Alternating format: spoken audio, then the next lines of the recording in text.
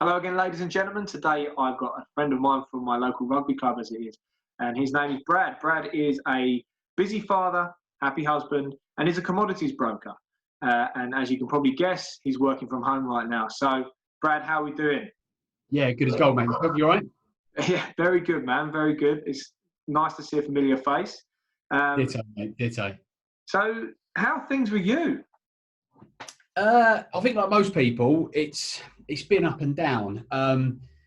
Mainly ups. I will be honest. I'm in a very lucky, privileged position where a lot of what I do, I work at home anyway.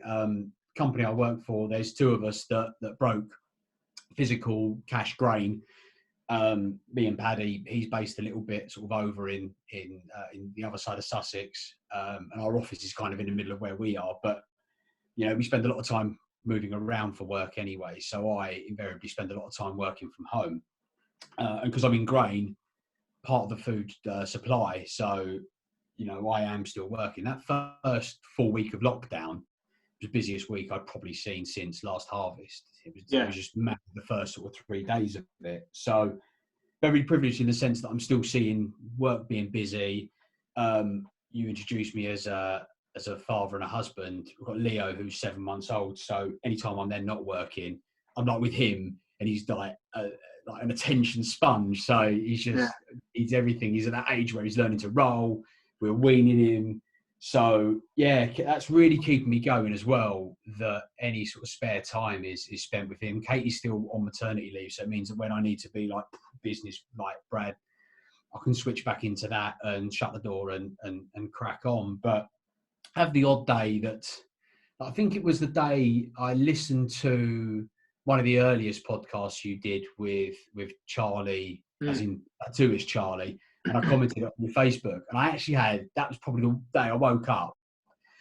No rationale to it, no reason. I got up, as I always do, about 6 o'clock, something like that, went in the gym, because I've converted my garage into a little gym. Did that ages ago. It wasn't a panic buy or anything like that. I did that ages ago, moved down it. And just a cloud over my head. And you know it's bad when exercise doesn't lift it. I was like, Katie, like, because she's my, when people say, like, I get when people use the phrase, she is my rock. Like, she is so supportive for me. And she was like trying her hardest to get me out of the mood. I was like, look, I think it's just going to be one of those days where I'm just going to be off. So if I'm not talking, then yeah, sorry, but might have to just crack on. Bottle of red that night, we shared it, had a little bit of a nat. I woke up the next day absolutely fine, feeling good as gold. It was just one of those days. I think what got me through is just, it was that reality of listening to what you're doing, which I think is great as well. So I've listened to about 6 this morning as a bit of research. Oh wow, thank you. Hearing what people are going through, whether that be people in the same situation as me, that they can still work, and they're going, yeah, actually, I find times tough because you just can't go outside and do what you want to do. Or people that have been furloughed that are going, I now have nothing to do. I'm getting 9. I have to try and schedule myself in for a shower, otherwise I probably wouldn't bother. To people that are actually on the front line, and you're thinking, Christ, well, I'm not having to don PPE every day to go about my normal job. So I'm actually quite lucky there. And it's not so much the comparison, it's the lifting the spirits of we're all in this together, taking tidbits of how people are getting through it. You know, I'm trying to do something physical every day to try and release stress, because even if it isn't necessarily making me feel positive, you know, say I'm there, not making me feel up there, it's necessarily stopping me get down there. So I find that pretty important. And yeah, the other thing that's getting me through as well is I just love my cooking. So if you follow me on like my social media, I'm just throwing everything into that at the moment. And I'm like, right, we're limited on what we're getting. We're getting a vegetable delivery and all that. So what can I do with it? So yeah, it's a bit of a waffle there, but that's kind of what's getting me through. I've got a bit of a routine. I'm very lucky like that. I'm aware that I'm very lucky as well. I've got a cracking wife and an awesome little son that are really getting me through every day. And every day's different with him. So that's refreshing as well. It's amazing. That's amazing. Yeah, I'd say I can definitely relate to more or less everything you've said. You know, I'm a dab hand in the kitchen. I'm not up to your standard, Brad. Like, I've seen some seriously impressive stuff. Like yesterday, you put something up which was The talk me balancing through that. chicken. Talk me through that. Yeah, with like cauliflower mash as well, wasn't it? Yes, I did cauliflower freeway. So I watch pretty much every cooking program under the sun. All the nauseous stuff that comes out of America to everything that Jamie Oliver produces, to MasterChef. And I've got no ambitions to go on MasterChef at all, but it's one of those comparisons everyone makes. Oh, you love your cooking, you should go on it. It's like, you look at what these geezers are doing and it's phenomenal, the stuff they're producing. So we got a veg delivery on Wednesday, and that's kind of then how we plan our meals. So we usually have a big delivery of meat come through. I've got a cracking fishmongers down the road, so getting a lot of fresh food. So sort of Wednesdays we sit and we plan what we're going to do for the rest of the week. And I was like, it's a cracking cauliflower. We haven't had one in ages. I think the price of them went up. So our greengrocer's like, I'm not going to put something in your box and just charge you 3 times the price for it. I'll find you other stuff. And I went from hating cauliflower to like, it's my favourite vegetable now.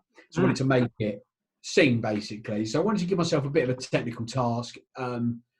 Badminton was a lot harder than I gave it credit for. The first time I'd done it, and I didn't actually follow the instructions properly, so I made it harder work for me. But yeah, it was then sort of about just being creative with the cauliflower. So I did it. I pickled it, pickling is really easy, and a great way is, you were saying about sort of tidbits earlier. And what I can recommend is, if you get to the end of a vegetable like a radish or an onion or a cucumber, pickle it, because it's not going to go off then. And you can, Oriental cooking is great if you chuck just a little bit of that on your protein. It's like, it really brings it to life. Just a little bit of pickled cauliflower on there, roasted some. Another tidbit is roast the leaves of cauliflower, because it's absolutely amazing. It crisps up really well. It crisps up really, really well. You only need it in for about 20-25 minutes, and it goes this real sort of browny colour. I reckon if you shredded it, you'd be close to Chinese seaweed, that you get in the packet. I reckon you'd be quite close to that. But yeah, that was lovely stuff. And then obviously, made a puree, which is, not good if you're tracking your macros or your calories, because there was a lot of butter in that. I can imagine that. And then, just reduce some white wine down in a pan with a few other bits in it to make the sauce. And then I roasted off an onion as well, which I nicked from someone else that was doing a lot of stuff on social media. You cut an onion in half and then flat side down, have that in olive oil, just cooking really slowly so that it browns. You want it to look burnt, and then you just in that pan in your oven at like 150, so then it brings the temperature right down, but slowly cooks it for another 20 minutes. That was glorious. That was absolutely awesome. It was the first time I'd done that. So it was, all the elements were quite technical, and it was about, I wanted it to look good on a plate, because I love cooking and I love doing big plates of food that we then dive into. Even if it's just me and Katie, there's something in the middle that we dive into. So I was like, I actually want to try and finesse it a little bit. And look, it's a target. It's something to do at the weekend as well. It's a Sunday. I'm not in front of my screen where I'm watching, what the wheat market's doing or WhatsApping or calling a customer. I can actually put my phone to the side and just pour into the kitchen. And I really enjoyed it. And when it comes out like that, and the actual taste of it's amazing as well. That was hugely rewarding. And then just go back to sort of normal type of cooking, I suppose, during the week. But I wanted to, what set it off was I found the book down by Leo's play area in the, he's only got a little play area, but like in the lounge. It was English puddings. And I didn't even know where the book come from. Never heard of it. And I made like a lemon flummery, which I'd never heard of either. You basically make a lemon curd and you mix like egg whites into it, and it's like this light fluffy mousse sort of thing. It was quite a fun thing to do. So I might work my way through that book. I was like, I fancy trying some stuff with new techniques. So now I've got time. I spend a lot of time eating in restaurants because I just love eating out. So try and produce that at home. So again, that's a big focus, and takes your time and de-stresses you. Same way you find exercise. A lot of people find exercise does for them, is cooking does that for others. And it keeps you away from drinking too much wine. I had a glass of wine on the go, but it wasn't a necking pace. It was, I can take a sip now. Bit of a chefy. Keith Floyd. Is it Keith Floyd? Yeah. Well, I can definitely, I'm on board with that. The one thing I have been doing is I've been cooking so much more. I've been enjoying it. I don't waste food ever. So it either gets Tupperwared up and I reheat it, or, to be fair, if I batch cook something nowadays, since lockdown, I will probably have it, and I'll eat anything at any time. So I would, I'd happily have homemade curry for breakfast, or, I don't care. I'll eat whatever flavour at whatever time, and I don't mind going back all day. So if we're batch cooking like the other day, I think for a little recipe thing I'm doing as a bit of fun on the ABC page, I cooked a vegetable fajita mix that I had a little bit of rice left over that I knew I'd eat that with. I had some wraps that I could eat that with. And so for the whole day, for breakfast, lunch and dinner, I just left it on the side, and I knew I'd come back to it. Vegetables, it's fine to stay out. And just keep going back, which I really enjoy cooking. And every single recipe that I've been doing on the live, I've never cooked before, and B, hasn't had a recipe that I've followed, really. I've just found some ideas. And lastly, has been just thought up within, just because that's what we have. Nothing else is left. And I am blessed to have a lot of herbs about, which is fantastic, because of the wife. I've been loving the cooking. It's stressful because it's like, oh my God, I've got to try and make something work. I've got to be dressed up in it, for those of you that watched it. And I saw one the other day, Oh, it's great.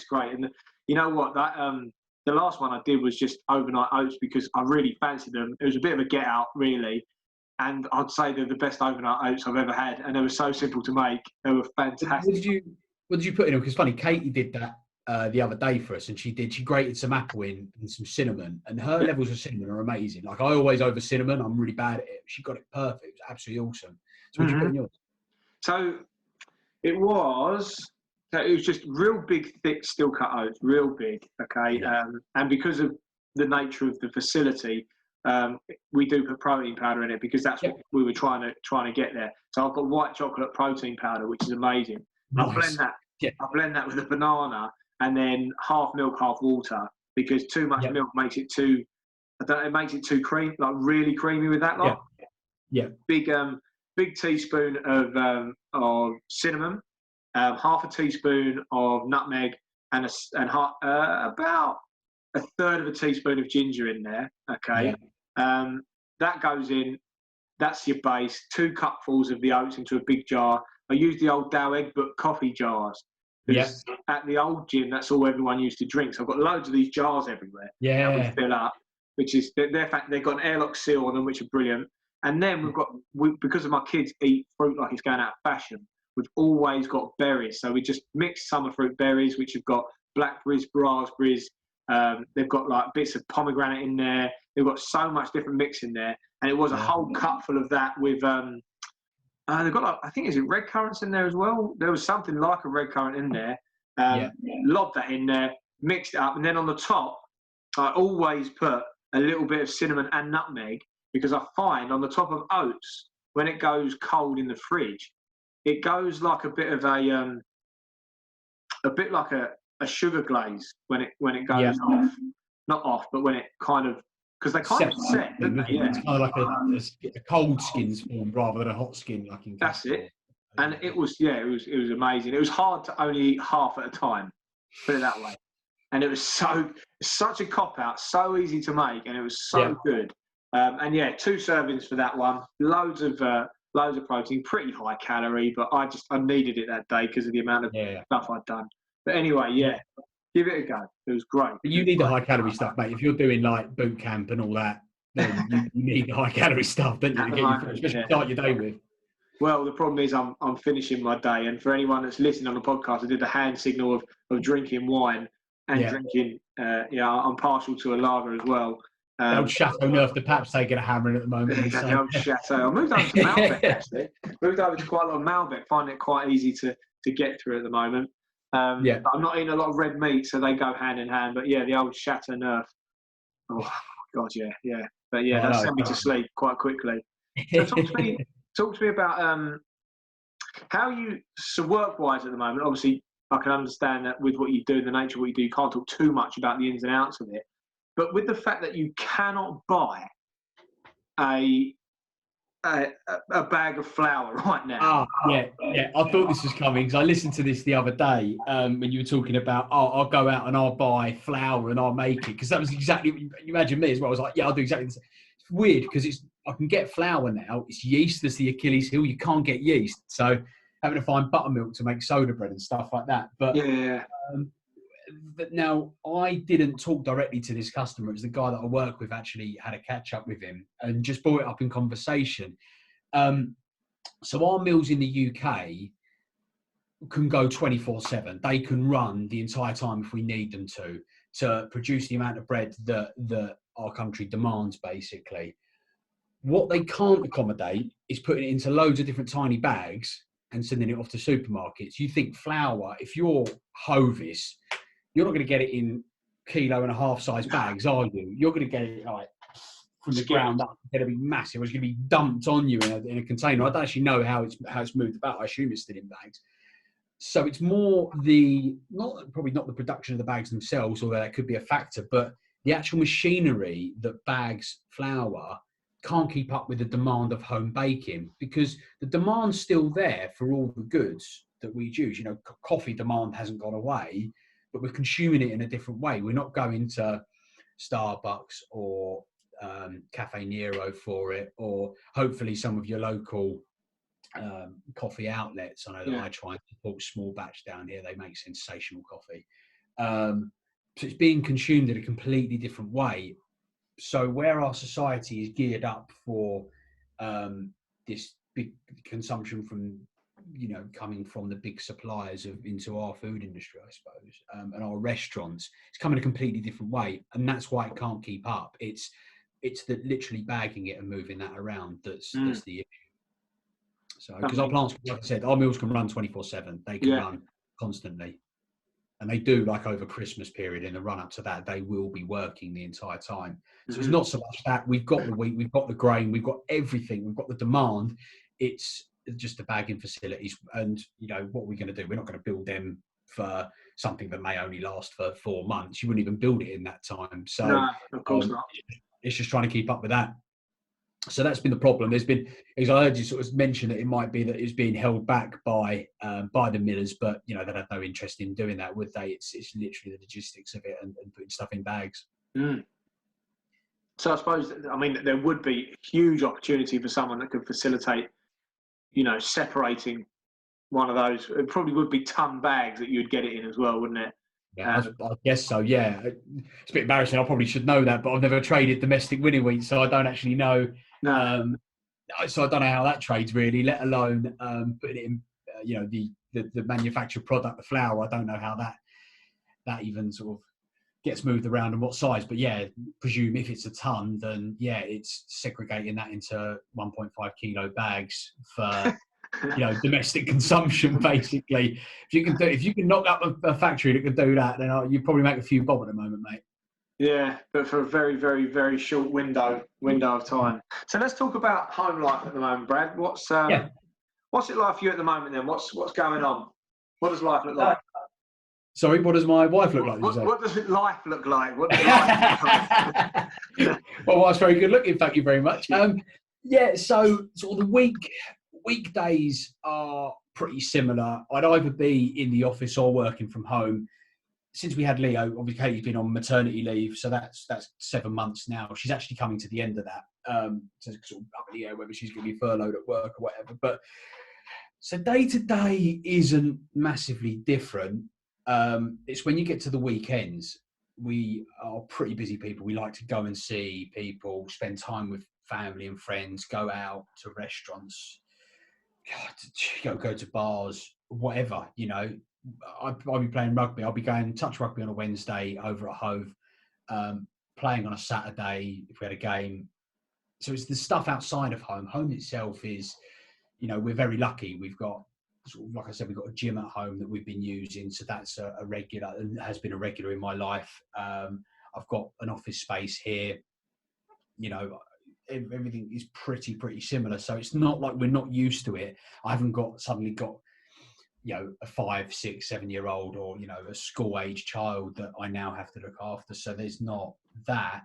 We've always had Katie's been 100% looking after Leo since she's been on maternity leave. So that kind of just happens, except I have no commute now. I walk out the door and I'm with them. Like I had, just before we sort of come online here, I was having lunch with those two, and that's great. I get to do that when I'm working from home anyway. When I'm in the office, obviously I don't, but that happens, and that's everybody's life. But so I'm quite lucky in my day-to-day life before lockdown anyway. Yeah. So that side of it hasn't massively been affected, but yeah, really feeling the effects of not being able to go and see friends, see family. That's a huge hit. I'd say that and missing rugby are two of the biggest things for me at the moment. Definitely. Like I said, I'm still working and that, so I'm again very fortunate that financially there's not any worries at all as well. So as long as grain keeps moving around from country to country, then I should still be in a job. So it shouldn't be too much of a problem for me. So again, I'm not taking that lightly. I listen to a lot of podcasts, not just yours, but listening to like Martin Lewis as well. He's one on the financial side, and just some of the horror stories that you're hearing from people are just, you wouldn't swap that. It's just the stress that they must be going through. It's phenomenal. So I'm very aware of how lucky my situation is, and I'm very, very happy with that. So, yeah, waffled again, mate. Katie said to me before she come on, she was like, just try not to waffle, you waffle loads. But yeah, long and short of it. It's the aim. It's the aim of the game, I suppose, yeah. It's therapy for me, mate, this is. She was like, yeah, don't waffle too much. But yeah, day to day, not hugely different. Just the lack of freedom is now digging in quite hard. It was all right for the first few weeks, but now you're like, I want to see the sea. I live 2 miles away from the sea up here in Brighton, and I've never felt further away from it. I can see it from one of my windows upstairs. Again, pretty lucky to be able to do that. And I'm like, I just love the smell of it, and I love the sound of it, and I just really miss that. I'm not a great runner, but I'd occasionally dust off the traders and go for a bit of a jog down to the marina and miss that. Just hearing the crashing of the waves, not having anything in my ears in the mornings, just listening to that would be awesome. But yeah, it'd be quite a long run for me to go down there, and it's all bloody uphill on the way back. On the way back, yeah, of course. And then come on the way back, I'll be blowing. I'll be in trouble with Mr. Johnson for that one, because that'd be more than my hours worth of exercise. That would, by the time I carted my carcass back home. The slow walk of shame, yeah. Yeah, exactly. The sweaty walk of shame, yeah. So, I mean, what kind of take-homes and things are you looking to continue from this? Is there anything that you've thought, this is going to stay about? I'm going to continue doing X, Y, or Z moving forward. It's funny because, like I said, I've been listening to a lot of what you've been doing, and I've done quite a bit of research. I'm writing stuff down and sort of mind mapping whichever route this decided to take. I had a feeling you were going to mention food because you brought that up in a message we were chucking to and from. So I had a bit on that. So I'm going to be probably a bit greedy and try and have sort of a few bits. But definitely on the food, I was already like zero waste. Any of the dog ends of onions go in a bag. That's for stock later on. That's free flavour you've got there. Don't waste anything, basically. Yeah. We have not on a personal basis, but like supermarkets kind of force down our throat that we want a specific shaped carrot. So there's huge wastage, even at farm level, in this country. So I hate the thought of wasted food. Yeah, same. I'll carry on that. Who have been the superstars in my life? Well, directly have been the people that have been delivering groceries to me. The guys that deliver meat, the fishmonger staying open. They do deliver, but it's an opportunity for me to actually go out. Greengrocer that comes around with their incredible produce. So they will continue to have my support, absolutely, when this pandemic is over, because I will continue to be using that stuff. But I didn't know if we were going to go down this route, but my real take home would be, and this is a real complete change to the way the conversation's been going, but would be question everything. And that's because through this, and it's been a real magnification of what I've been feeling the last few years. I actually took myself off social media for a while because I couldn't cope with who I class as intelligent people posting stuff that's just completely ridiculous. And you're getting loads of it now with conspiracy theorists, and they're sending stuff over WhatsApp and posting stuff on Facebook. And you're like, sit down and think about what you're posting Yeah. Some people, like a classic case of it would be, I don't know if he's still got the post up, he's probably deleted it, but Alan Sugar, I think he's got about 5 million followers, posted something, and it wasn't the first time I'd read it. I'd got it 2 or 3 occasions on text messages about the apparent Japanese scientist that went down the route of saying that, this virus was developed in a lab. And without thinking about it, he posted it on social media. Yeah. Since then, this scientist, and the link was, someone posted the link down his Twitter profile to the World Health Organization website, where he had come out and said, I never said that. It's just a complete lie. Someone just put my face by some text and used my name. Yeah. I did not say that at all. And people are just happy to post stuff without even thinking about it. And that can breed so much anxiety in people and make them think all manner of things. My head was a bit of a mess last year. You take me, was it last year? Yeah, probably take me sort of 12 to 18 months ago. I was in a completely different mental state to how I was now. And that's why I had to take myself off social media. And so I had to relearn that people are just going to post that stuff. And actually, you say about muting it and snoozing it. I started to do that, funnily, at the beginning of this, because I couldn't take people down talking it. And Yeah, the government come out and said that, a Tory government that are not renowned for their socialist actions come out and said, we're going to support private business. I mean, that's the maddest thing ever, right? If the government are looking to do that, why are you talking this down? This is the most serious action that's ever been taken by a government. And, fair play to them. When they had to act, they did act. Why do you think they're taking these actions? They don't want to do that. You're basically loading a gun to put us in recession. No government would want to do that. No. Yet you're out there posting saying, well, there's only been 30 cases in Brighton and Hove, so probably chill out, people. No, that's not how we should be treating this thing. Actually, I'm going to snooze the hell out of you. I don't want that in my life. So, yeah, question stuff. Don't just accept what you see from some random person on Facebook. Don't take that as gospel. The chances are it's utter crap. But don't be lazy about it. Research it yourself. It takes 2 minutes now you can ask I won't say her name because I've got one in the corner there, as you can see. Ask her, or you can go on Google or ask your phone. You don't even have to actually type it in. Just don't be so lazy about stuff. Like, question it. Oh, 100%, 100%. And, there is a lot more large groups of the most intelligent people on the planet right now have all come together, and someone who's probably done very little extra education has decided that they've got a better theory. I don't entertain it. And as you say, I'm a huge advocate of the snooze and mute buttons when it comes to social media. And it means that I have this abundance of positivity, because everything that then comes into my news feed, anything I interact with, I make a personal habit of liking positive posts, because then the algorithm will start showing more.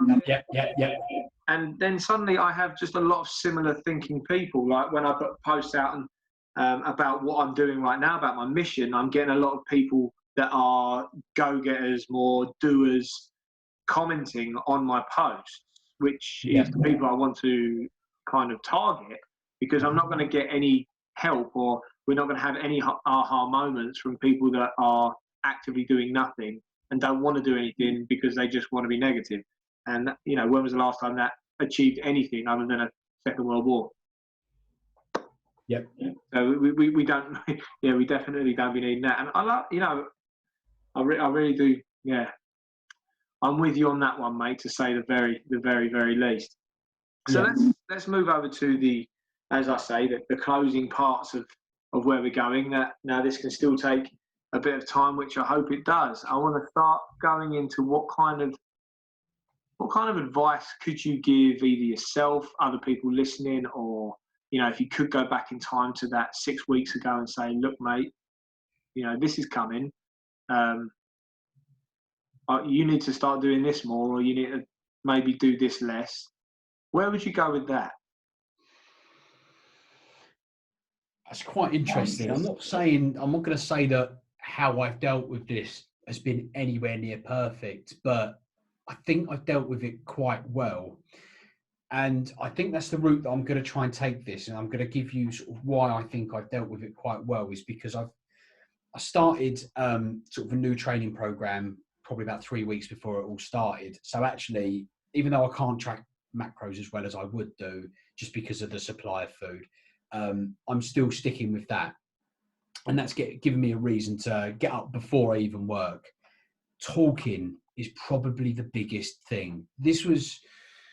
I had to mull it over because I had a bit of a down day. One of the few down days I've had not had many, luckily. But I sort of reached out and commented on how good I thought yours and Charlie's podcast was. And one of the reasons I actually watched that, first of all, is I went to school with Charlie. So I was quite interested how your paths crossed, and listened to that, and that sort of picked me up a bit.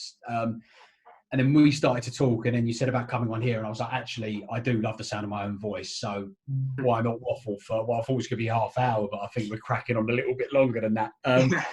But talking, whether that's me talking or asking other people to talk. So without fail, every day I'm asking Katie how she is. Not just yeah, I'm all right. Like, how are you feeling?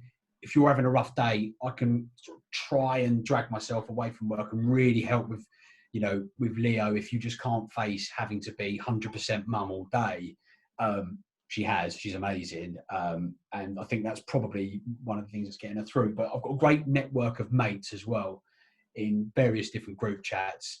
So having, the odd Skype call here and there, or Zoom, but making sure I'm at least texting people, to see you keeping your chin up, how are things, how you getting on, and people being honest with you as well. Because if you ask and you ask enough, people eventually get ground down and actually give you an honest answer rather than going, I'm all right. Just keep digging. And I think that's what's really helped me, because I was a bit of a bottler and a bit of a joker of the pack and stuff like that. And as I've sort of leveled out, I suppose, in the last 12 to 18 months of not having to rise to that, that sort of level, and actually just talking to people and being quite open and being honest. And I think that's really helped me get through. So that would be my biggest bit of advice to myself 7 weeks ago, would try and stick to the routine. You're going to be able to work still. You're still going to be a dad. You're still going to have Katie there like you do. So just keep doing what you're doing. Keep pushing forward. You're going to have shit days. Take those off if you need to, in terms of don't get up and bust a gut to exercise because your heart's not going to be in it, or take a trip away from your phone, just leave it. But talking, it's so important. Supporting each other is huge. We're mates for a reason and stuff, and that's really, really important, is just keep talking to people. I love that. And I'm going to be a big advocate of that, because that's what I've been doing for the past God knows how many days. And you know what? I've been in some pretty bad places during this time. I've struggled. I've been hit with exhaustion and stuff. And what's getting me through it is communication with my wife. She's amazing as well. And communicating to my kids. My kids are of an age now where I can sit and, like Madeline has been trying to get my attention on the other side of this laptop screen throughout the whole thing. And, I'm going to sit down and talk to her in a minute. She knows what's going on. She's just being cute. I cannot stress enough how important communication is in these times, and especially with the people you love. With the people you love. Think how much you have to talk to your boss, right? Double it. That's how much you need to talk to the people you love, because you're going to enjoy speaking to them so much. Brad, mate, they're the ones you choose to talk to, right? Isn't it? Yeah, God, yeah. And it sorts your head out. Everything. It's perfect. Now, I've absolutely loved this, mate. It's been fantastic to catch up with you. I've enjoyed it. I think once I hit the 100, there's a few people from, I'd see the people that have communicated really well on this, and probably, I'll just say it because I can. It'll be my favourite people that I've interviewed. I'm going to come back to, and I'd like to include you in that. And hopefully when this will get me everywhere, mate. And thank you for that. I definitely will. It'd be really good just to see where we're at once this, once I hit the 100 people, but B, once this is over. So the post-apocalyptic lockdown chronicles or whatever I'll call it. Yeah. But yeah, it'd be great to catch up with you guys. Yeah, Just to you definitely. guys that are listening though, if you have enjoyed this, and those of you that are watching, please let us know. Comment below. Say what you like, as long as you keep it clean and you keep it kind, and we'll keep it on. If you have really enjoyed it, guys, as well, please do press that share button so people can experience what you've just experienced. And if you think that you've got a story that you'd like to tell me and you'd like to get involved in the podcast, please get in touch either via the ABC Gym Facebook page or just comment below. But Brad, mate, absolutely loved chatting to you. I'm going to carry on chatting to you, but I'm going to press stop for these guys. And it has been an absolute pleasure, and we'll see you soon. Brilliant.